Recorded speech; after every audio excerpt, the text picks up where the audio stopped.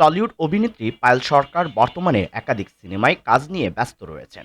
রাজনীতি থেকে খানিকটা শুটিয়ে নিয়েছেন নিজেকে। অবশেষে শাকিব খানের দরজ সিনেমায় দেখা গেছে এই নায়িকাকে। কিন্তু অভিনেত্রীদের প্রেম বিয়ে নিয়ে হরহামেশাই সংবাদের শিরোনাম হলেও পায়েলের ক্ষেত্রে এদিকটাও যেন ব্যতিক্রম।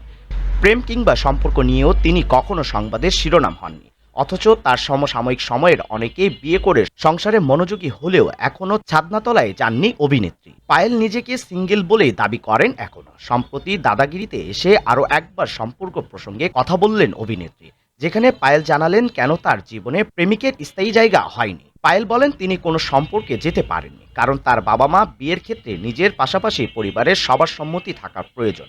সাধারণত মেয়েদের ক্ষেত্রে জীবনে কোনো পুরুষের জায়গা করে নেওয়া অনেক ক্ষেত্রে মেনে নিতে পারেন না পরিবার, যদিও সেটি সন্তানের ভালোর জন্যই। এই অভিনেত্রী বলেন বাবা মায়ের মনের মতো মানুষ খুঁজতে গিয়েই সিঙ্গেল থাকতে হয়েছে তাকে। পায়েলকে মাঝখানে থামিয়ে সৌরভ জানতে চান, তাহলে বলছর তুমি সিঙ্গেল বাবা মায়ের জন্য? সম্মতি জানিয়ে অভিনেত্রী যোগ করেন, যেমন মনের মতো ছেলে খুঁজে পাওয়া কঠিন, তার চেয়েও বেশি কঠিন বাবা মায়ের মনের মতো ছেলে খুঁজে পাওয়া। তিনি বলেন আমার কথা তো ছেড়ে দাও, বাবা মায়ের মনের মতো ছেলেও খুঁজে পাচ্ছি না। যদিও বিষয়টি সম্পর্কে একেবারে সহমত পোষণ করেননি সৌরভ। তিনি বলেন আমার মেয়ে সানা যদি কোনো একদিন তাকে এসে বলেন সে প্রেমে পড়েছে, তাতে তার কোনো সমস্যাই নেই।